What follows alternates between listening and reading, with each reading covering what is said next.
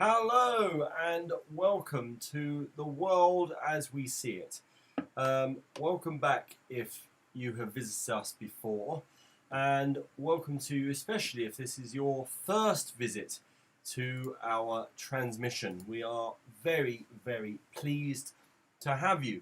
Now, today what we are going to do is following on from yesterday, we are going to be reading a bit more of the book by Dr. Rowan Williams, the former Archbishop of Canterbury, and his book Being Human. So that's the plan, that's the agenda today. Now I have been contacted by a couple of people today asking about Sebastian, our son, and I thought I'd give you a quick update. All right. So we have been, up until last week, taking him on a Monday and a Thursday to the 1 hour occupational therapist, pediatric occupational therapist.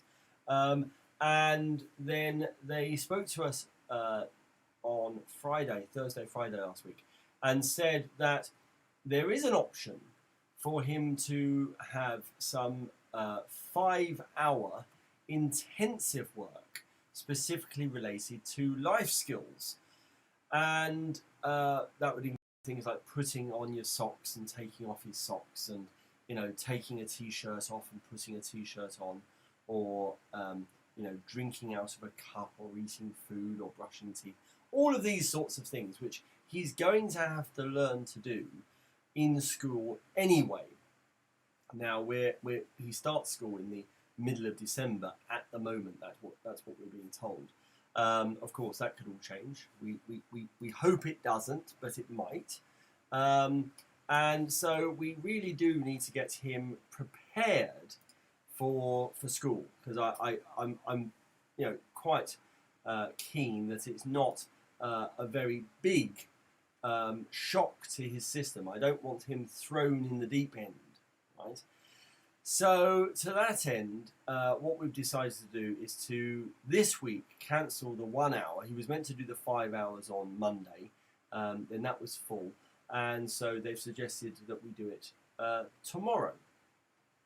Now it was meant to be today, but then that was cancelled at short notice again, and so now he's going tomorrow. So we've got all the bits and pieces ready. We've bought a new toothbrush, which he was very excited to undo today. And he's seen all the bits and pieces being prepared for him. He doesn't really know what's going on. He doesn't know he's going to be going there all day, as far as he's concerned. But yeah, that's the plan. So he's got a bit of intensive therapy, and we're probably going to be doing that once a week for the next few weeks, certainly until he starts school, and maybe continue it once he's started school. And he'll probably end up having to do it on a Saturday or something. So that's the news. It's I think it's rather good news, but we'll see. We'll see how what happens there. But certainly because of the inputs he's had so far, he seems to be parroting a lot more. He's definitely using lots more words. He's a lot more comfortable to be chatting away, and that's definitely something which has happened over the last 3 weeks to a month. So to those people who have helped us by donating money to pay for this treatment, I can tell you that it's already starting to have an impact. Now, how profound that impact is, I don't know, but what I do know is that his ability to, like yesterday, for example, he was playing with the fridge door because of the magnet, right? Because of the resistance. So he was playing with the fridge door, and I said, "Put your arm in there," pointing at the freezer compartment. He put his arm in. I said, "Well, what's that like?" And he replied, "Cold." And so then I pointed at the fridge. I said, "Fridge." And he could say fridge perfectly. That wasn't a problem at all. And then later on today, we had a chance to talk about the fridge. I said, put it in the fridge and he went to the fridge and put something away. Now I haven't heard him say fridge again lately, but that's really interesting. So that was a brand new word. He's learnt that word. He knows the word fridge, and he knows that inside it's very cold, which was really good. So that's what happened over the last couple of days. So that's all good. Now, let me. Good Lord, sorry. Let me just sort out the book. I'm sorry I didn't set it up earlier, but we'll do what we did yesterday, which seemed to work very well. It didn't seem to go wrong too much. So I'll just do that again. I'll click. I've just opened the browser. I'm waiting for that to appear, and then as that does appear, we will see where we are. Come on, computer. Of course, as we're streaming, everything slows down quite a bit. So we're just going to have to be patient for a moment. The computer's really being used a lot today. We had lots and lots and lots of classes, so forgive me if I look a little bit, ragged around the edges. It's it's the nature of the work, really. But yeah, all good, all good.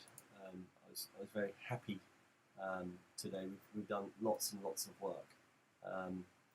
Now, I think I didn't mention something that we have been doing, which is that on Sunday, the Sunday service we've just had, last week's Eucharist service, we had one of our parishioners, who's the son of a couple of people who come to our church, and I think he's 10 years old, maybe he's 11, but I think he's 10. And he read the lesson, he read the first lesson, and was surprisingly good, because English is his third language. Okay, his first language is Urdu, and his second language is Thai. He speaks Thai very, very well, and his third language is English. And I've been teaching him and his sister for only an hour a week, so not often, but he's got lots of reading materials to practice with Mum every day. And then, his English and pronunciation is coming on.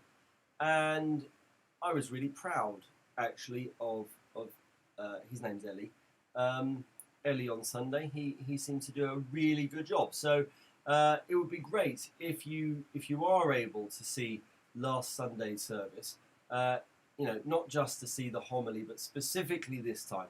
Please do, if you haven't seen it already, go back and have a look at Ellie doing the first lesson, and I think you will be very, very pleasantly surprised. His English was great, and he also, I've spoken with Father David about this, whether or not it was to do with his age, but he didn't seem to let any kind of nerves get to him at all, right?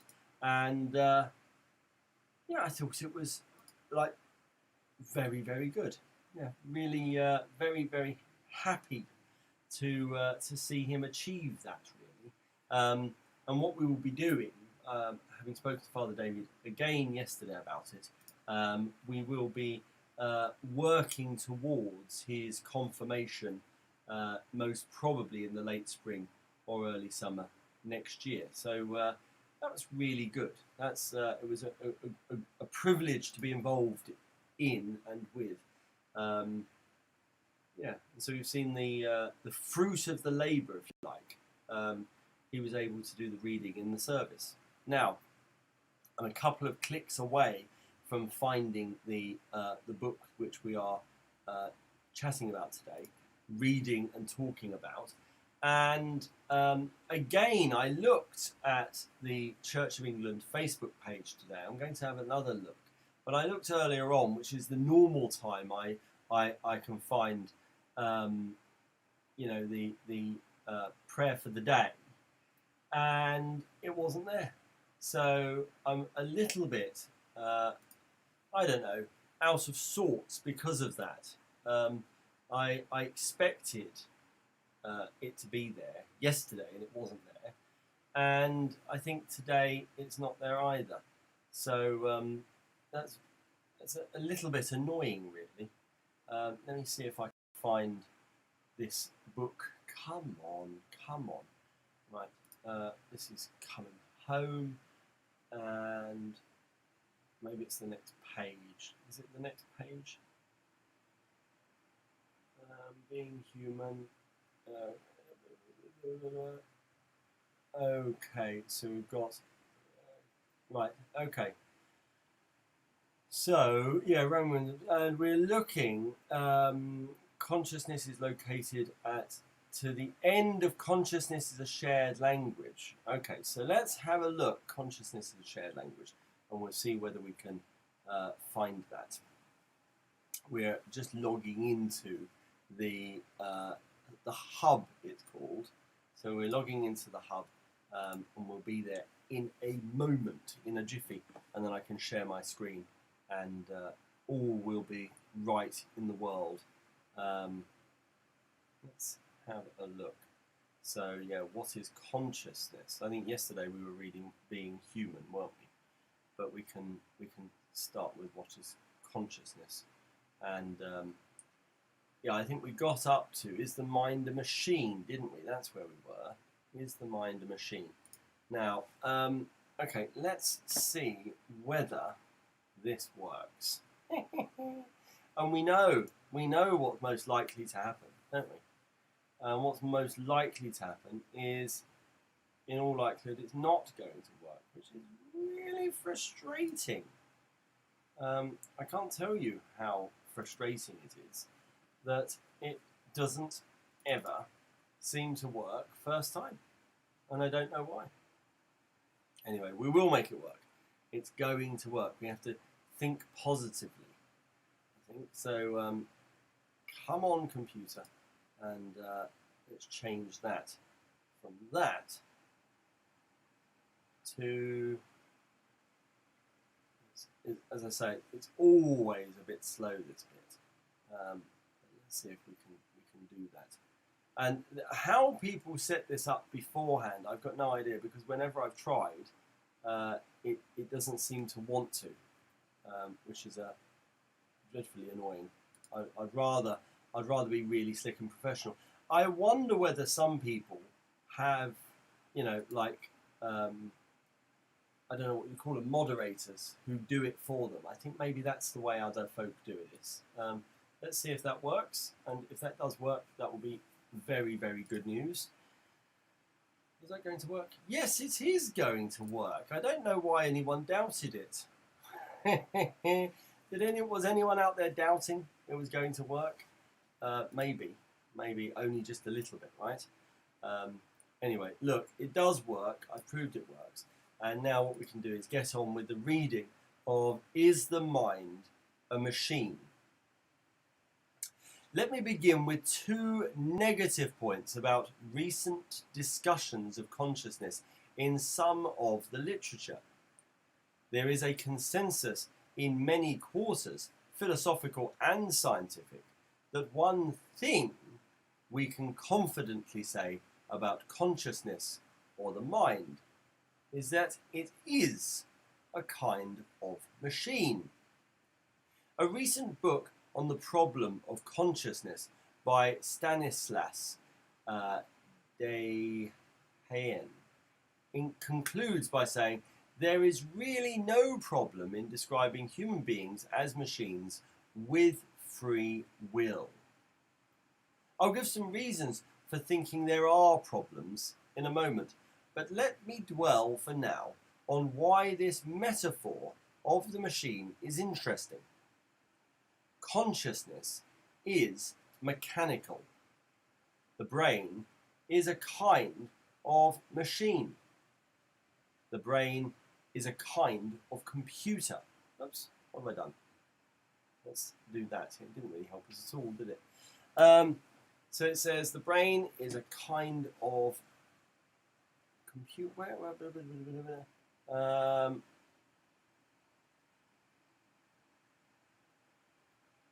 Right, mechanical. The brain is a kind of machine, the brain is a kind of computer. We frequently hear. Therefore, what we most need to know about consciousness is what this machine's operations are.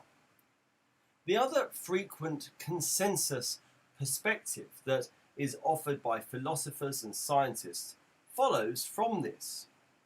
If consciousness is machine-like in important or definitive ways, then of course it is a mistake to think that consciousness is, of its nature, something that registers what is the case.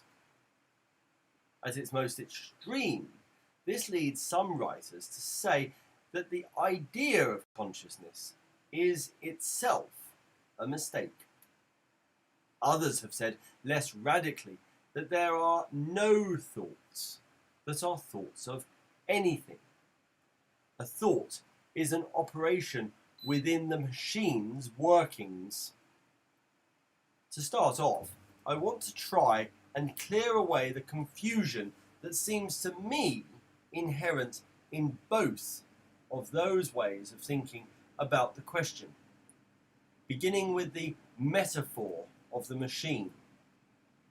The problem with thinking of consciousness as machine-like or a brain as a computer is that this is precisely a metaphor, and a metaphor with a set of particularly complicated associations.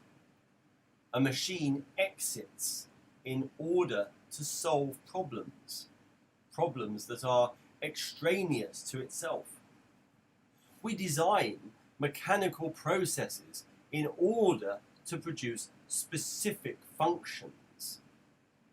A machine fails if it does not deliver the function we have specified for it, so that an internal combustion engine which fails to drive a car, but which very satisfactorily boils eggs, is not a good machine.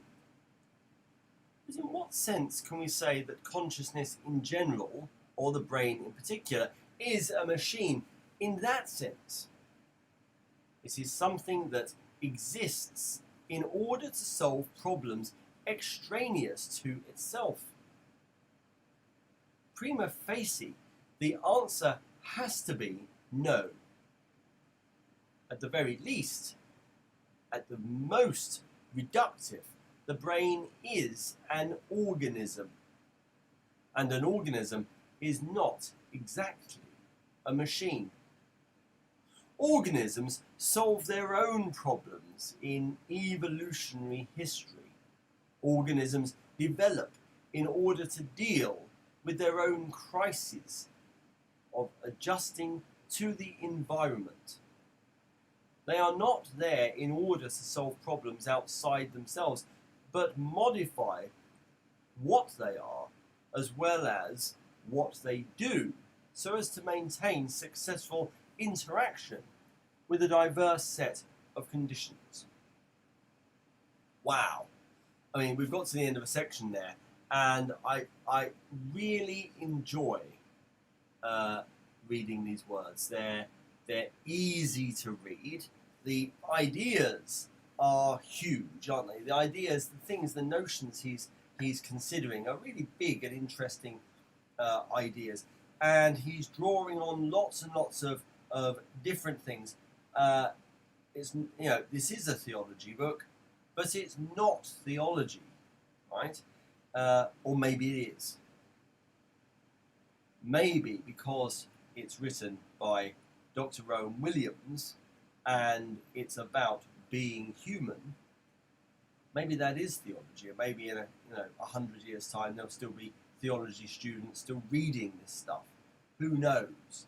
I'm sure thoughts will have moved on again, but it's very, very interesting, isn't it?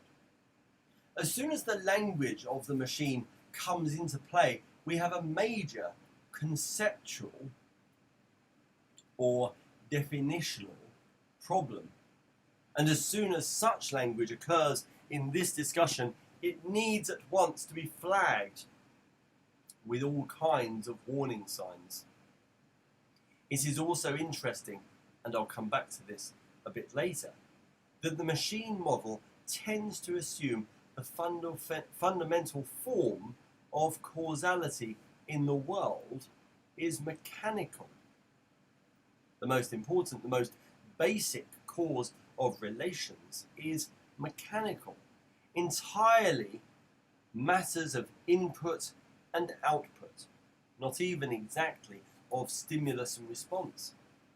And that elides the many difficulties that still lie around the very notion of causality in science and elsewhere.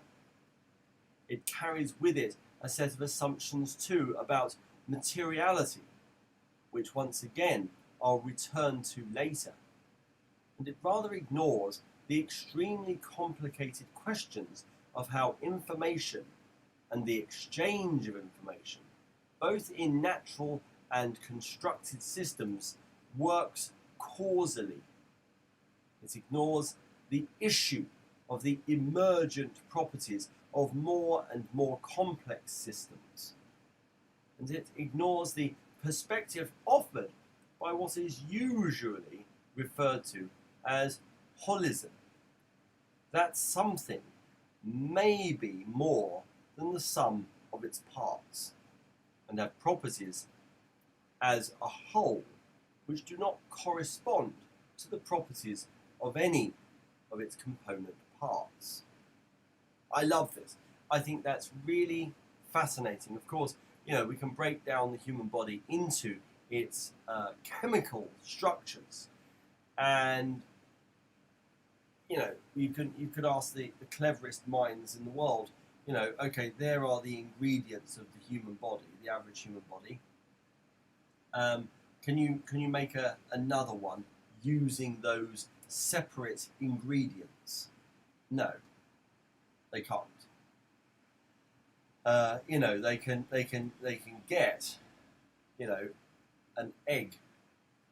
They can get a live human egg, can't they? They can get live sperm, but they can't manufacture this stuff, and that's quite incredible, isn't it?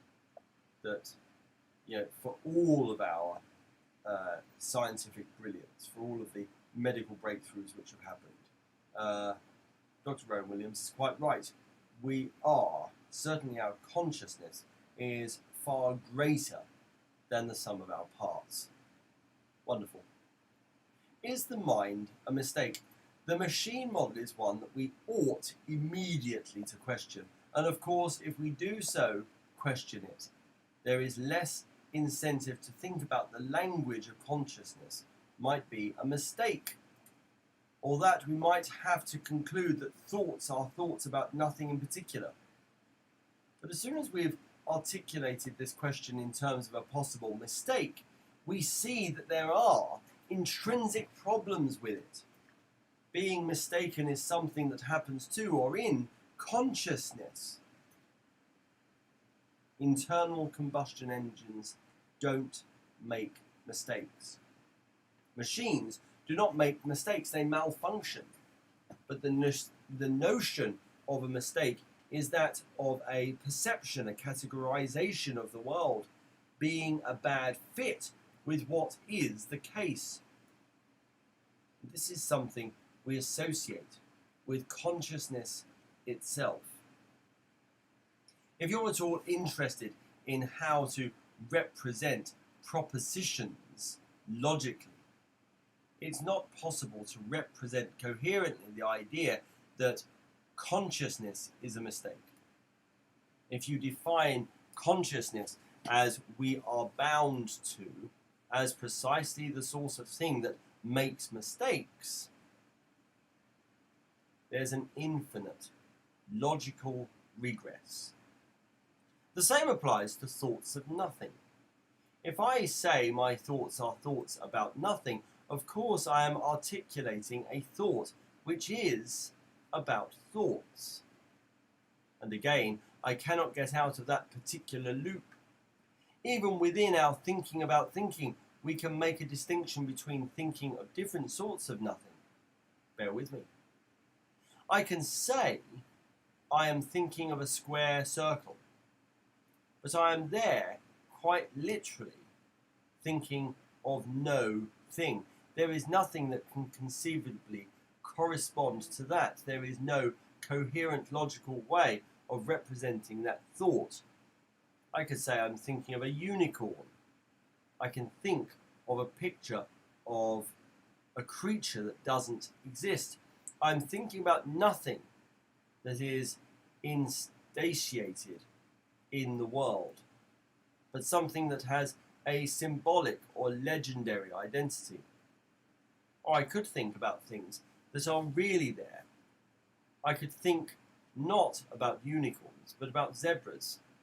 And then I'm thinking about something. The point of this rather laboured excursion is simply that our thoughts are, as thoughts, intentional.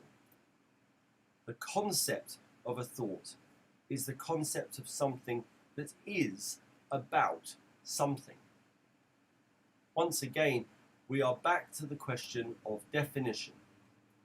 If consciousness is a mistake, I am already importing consciousness into the word mistake.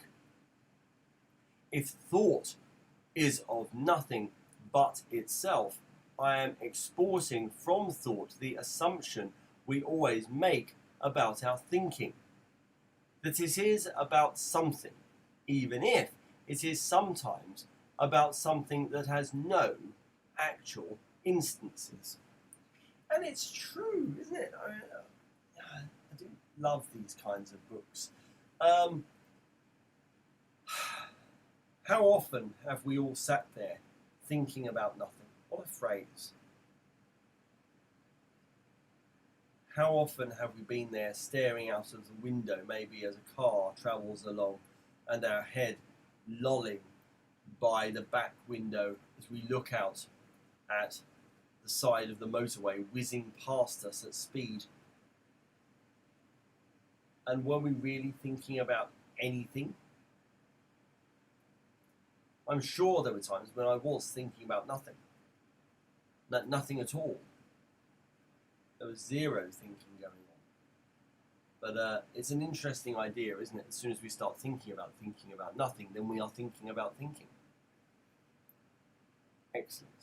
My point is, starting with these two negative categorizations is simply to put down some very clear markers about the easy mistakes that are sometimes made by those who don't approach this question with enough philosophical rigour. Consciousness is a machine, and consciousness is a mistake. May both have a certain glamour, a certain seductive simplicity about them. Oh, where were we? There we are. As statements, neither of them can be made to make sense. So whatever we say at the end of the day about the relationship between consciousness and the material world, between the self and the brain, we cannot reduce it to either of those propositions. But if those two negatives are set aside, if the reductionist consensus is rejected, what then are the positives we might suggest? In the next part of what I want to say, I'd like to draw attention to four aspects of our language and thinking about consciousness that might go a little further towards answering the rashly ambitious question that forms the title of this chapter. And it says then, consciousness is located. When we speak of human consciousness, we speak of something that is located somewhere. First of all, when we speak of human consciousness, we speak of something that is located somewhere. My consciousness is this point of view. It is what's characterized by the first person singular. It is a strategy by which this material identity here charts a path through a material environment. It has something been said, it has sometimes been said that human knowledge begins in the experience of bumping into things. Quite literally, as a child, one finds one's way around things so that one stops bumping into them sooner or later. It's true, isn't it? But of course, it is not just about the material self charting a path through material objects. I mentioned a moment ago the ways in which information in our world, information works in our world. Sorry about that. I apologise. The way information works in our world. The world of cause and interaction in which we live is not, with due respect to 17th century and indeed sometimes 21st century models, a world in which small, solid objects bump against each other, as if the world is a very large snooker table. It's true, isn't it? Change happens and interaction happens because information is exchanged at a very simple, basic, molecular levels. And it may also be exchanged in slightly less materially confined ways by words being spoken or read, associations being awoken in those hearing or reading, and fresh configurations. Oh, well, sorry, be away. Blah, blah, blah, blah. Configurations of language appearing, and I find that really interesting. I love the idea that language evolves constantly. I'm very often talking to my Chinese students about how language has changed, and there are some really quite incredible clips on YouTube demonstrating Elizabethan English, which, in truth, I certainly can't understand what they're saying. So it's fascinating how language has changed, isn't it? Very good. And will continue to change. Will change forever. So very good. So my location as a consciousness is not just my ability to map a world of things and stuff around me.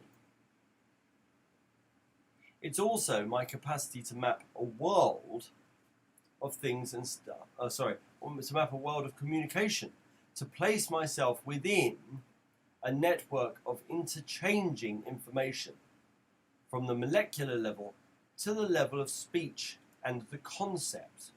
I live in a world where I don't simply bump into things, but a world where I bump into signs, that is, things that communicate, that trigger further symbolic communication, that produce further utterance and make a difference at that level.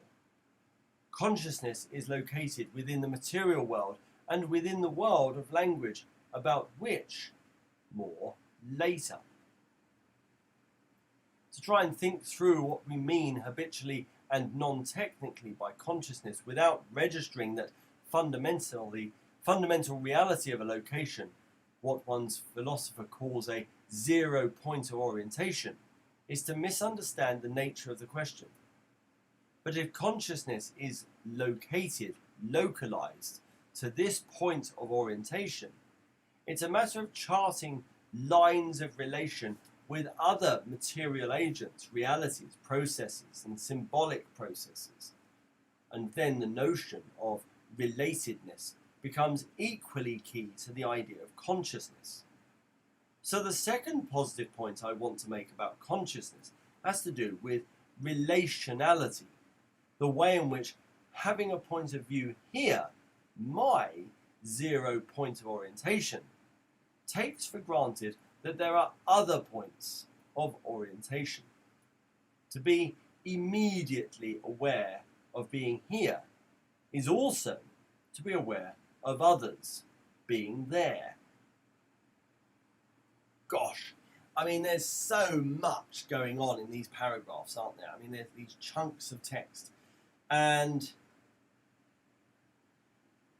it's real. I mean, honestly, I was lucky enough, and I won't go on about it, but I was lucky enough to meet Dr. Rowan Williams whilst he was Archbishop quite a few times, really, because I was working in Canterbury, and obviously from time to time, so was he. And, you know, I was always struck by what a clever bloke he was. And I know that's being reductive, isn't it? That's being seriously reductive. But I was just impressed by, you know, sometimes you meet people and they're so clever. And he's one of them, really. Yeah, really well-read, well-informed about everything. And his knowledge of quite obscure subjects, actually, totally up-to-date. Totally up-to-date ideas, which he has read, which he's got an opinion about, or is searching for an opinion about. So, yeah, I always found myself thinking, wow, in awe, I suppose. And I suppose that's the point. People who have that job, you know, they do need to have the ability to, you know, create awe around them, I think. And he was able to do that with me quite easily. He was just such a clever person. Anyway, I think we're going to stop it there where it says consciousness is relational. All right. I do have some good news. You'll be pleased to hear. And the bit of good news that I have today, actually, is that we do have the prayer for the day. So the prayer for the day, 2nd of December, we have. And so I just thought you'd be rather happy about that, as I am. Because yesterday I couldn't find it anywhere on the Church of England Facebook page. So there we are. Yeah, we've got it. So that's good news. Now, we have come to that point in our transmission where we do like to talk, at least mention the fact that we are about to say the Lord's Prayer. And for some folk who are watching, that might not be your cup of tea.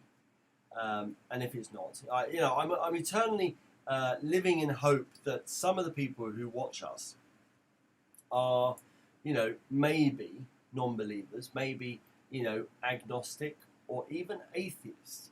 And if that's the case, then you are particularly welcome too.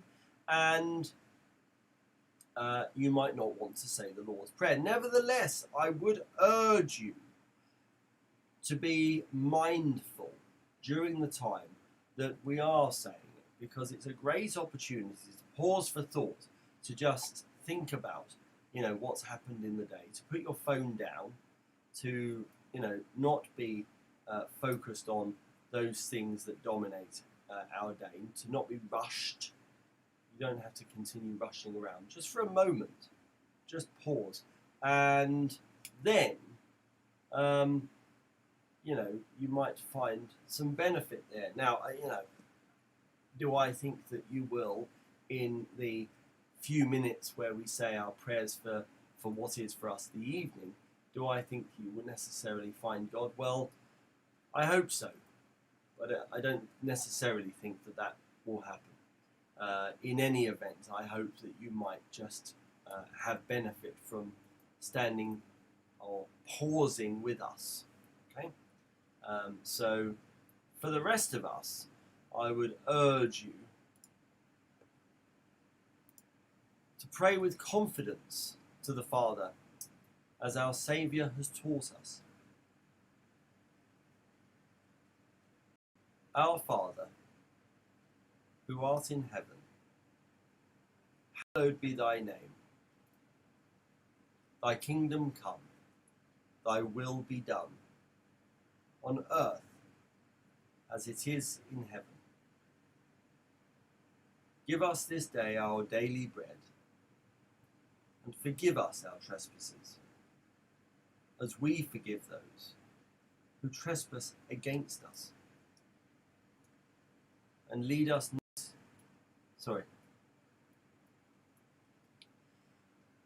and lead us not into temptation, but deliver us from evil. For thine is the kingdom, the power, and the glory, forever and ever. Amen. So I thought I was going to sneeze then, and I completely. Almighty God, as your kingdom dawns, turn us from the darkness of sin to the light of holiness, that we may be ready to meet you in our Lord and Saviour, Jesus Christ. Amen.